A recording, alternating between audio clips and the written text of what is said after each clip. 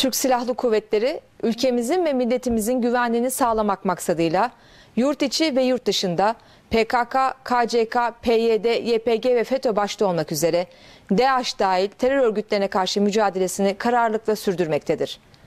PKK, KCK terör örgütünün yurt içine geçişini kısıtlamak, yurt içinde dışında barınmasını engellemek ve eylem kabiliyetini yok etmek maksadıyla geçtiğimiz bir ay içerisinde 4'ü büyük, 17'si orta çaplı olmak üzere toplam 21 operasyon icra edilmiştir. İcra edilen operasyonlar neticesinde son bir ayda 37'si yurt içi, 74'ü yurt dışında olmak üzere 111 terörist etkisiz hale getirilmiştir.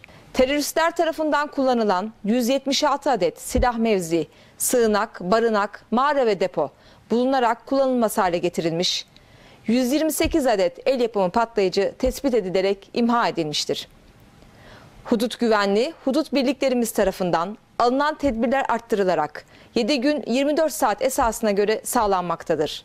PKK, PYD, YPG terör örgütünün finans kaynaklarından kaçakçılık ve uyuşturucu ile mücadeleye yönelik hudut hattında alınan tedbirler ve icra edilen operasyonlar neticesinde çok sayıda silah, mühimmat ve yasa dışı malzeme ele geçirilmiştir. Hudut birliklerimizin imkan ve kabiliyetleri sürekli olarak geliştirilerek sınır güvenliğinde etkin tedbirler alınmaktadır.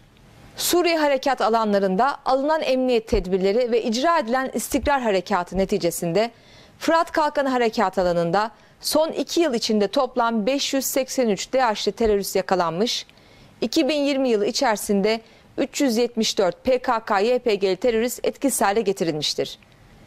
Zeytin Dalı harekat alanında son 2 yıl içinde toplam 99 DAEŞ'li terörist yakalanmış, yine 2020 yılı içinde 902 PKK-YPG'li terörist de etkisiz hale getirilmiştir. Barış Pınarı harekatıyla 9 Ekim 2019'dan bugüne kadar toplam 100 DAEŞ'li terörist yakalanmıştır. Sınırlarımızın güneyinde bir terör koridorunun oluşmaması için teröristle mücadeleye kararlılıkla devam edilmektedir.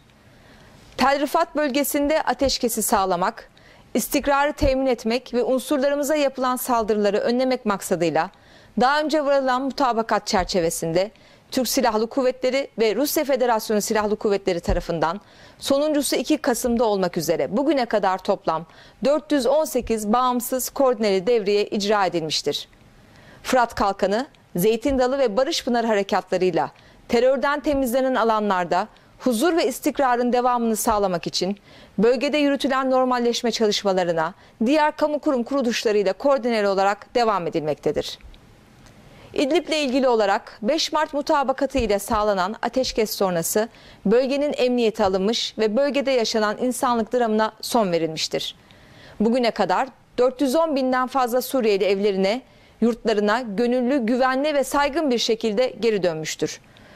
Bu kapsamda bölgedeki gelişmeler Rusya Federasyonu ile koordinasyon içerisinde yakından takip edilmekte. 5 Mart mutabakatı çerçevesinde birliklerimizin güvenliği için her türlü düzenleme yapılmakta, gereken tedbirler alınmaktadır. Azerbaycan'daki gelişmelerle ilgili olarak bilindiği üzere Ermenistan 27 Eylül'de başlattığı insanlık dışı saldırılarına 10 Ekim, 18 Ekim ve 26 Ekim'de ilan edilen ateşkeslere rağmen doğrudan sivilleri ve yerleşim yerlerini uluslararası hukuka aykırı olarak hedef almak suretiyle devam etmektedir. Bu saldırılarda bugüne kadar Azerbaycan vatandaşlarından 91 hayatını kaybetmiş ve 404'ü yaralanmıştır. Azerbaycan ordusu Yukarı Karabağ bölgesinde 27 Eylül'den bugüne kadar toplam 208 köyü ele geçirmiştir. Azerbaycan Türk'ü kardeşlerimizin haklı davasında bundan önce olduğu gibi bundan sonra da yanlarında olmaya ve destek vermeye devam edeceğiz. 500 yıla varan ortak tarihimiz, kültürümüz, anlayışımız ve inançlarımız bulunan Libya'da her zaman ifade ettiğimiz gibi amacımız toprak bütünlüğü, sürdürülebilir ateşkes, kalıcı barış ve istikrarın sağlanmasıdır. Bu yönde atılan her adım ve olumlu gelişme memnuniyetle karşılanmaktadır. Libya'daki varlığımız Libya'nın meşru hükümeti olan Milli Mutabakat Hükümeti'nin daveti üzerinedir. Milli Mutabakat Hükümeti'nin talebi devam ettiği sürece Libya'da bulunmaya, Libyalı kardeşlerimize eğitim, sağlık, insani yardım ve danışmanlık desteği vermeye devam edeceğiz. Bugüne kadar olduğu gibi bundan sonra da Libya, Libyalılarındır yaklaşımıyla Milli Mutabakat Hükümeti'nin ve Libyalı kardeşlerimizin yanında durmaya devam edeceğiz.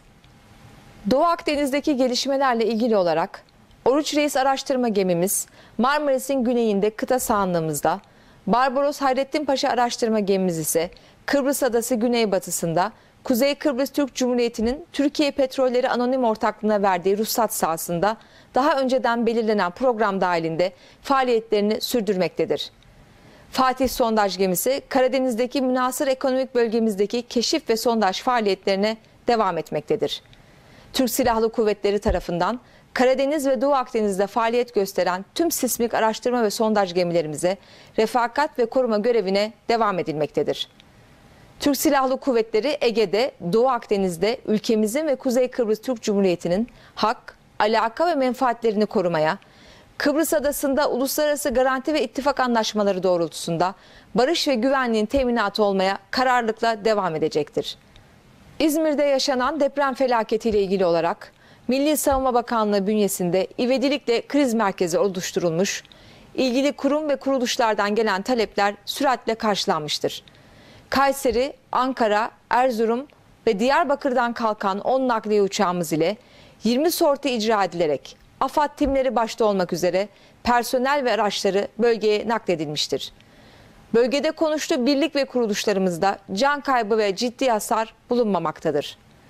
İzmir Tersanesi'nde bulunan bir ponton depremde hasar gören Sığacık Marina'ya intikal ettirilmiş.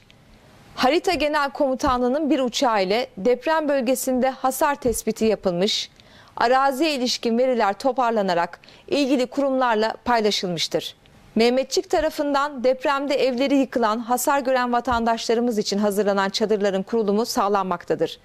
İlgili kurum ve kuruluşların talepleri doğrultusunda çalışmalara devam edilecektir. Milli Savunma Bakanlığı olarak devletimizin tüm kurumları gibi gerek duyulduğunda var gücümüzle her türlü desteği ve yardımı sağlamaya hazırız. Depremde hayatını kaybedenlere Allah'tan rahmet, yaralılarımıza acil şifalar diliyoruz. Yeni tip koronavirüs ile mücadele kapsamında salgının başlangıcından itibaren alınan tedbirler hassasiyetle ve ciddiyetle uygulanmaktadır. Türk Silahlı Kuvvetleri alınan tedbirler sayesinde dünyada vaka sayılarının personel mevcudu oranı itibariyle en az vaka tespit edilen ordular arasında yer almaktadır. Türk Silahlı Kuvvetleri'nin harekat, tatbikat ve eğitim faaliyetleri de salgından etkilenmeden kesintisiz olarak sürdürülmektedir. Etkin, caydırıcı ve saygın vasıflarıyla harekata hazır olan Türk Silahlı Kuvvetleri, ülkemizin savunma ve güvenliği için inanç, sabır ve fedakarlıkla kendisine tevdi edilen her türlü görevi başarma azim ve kararlılığındadır.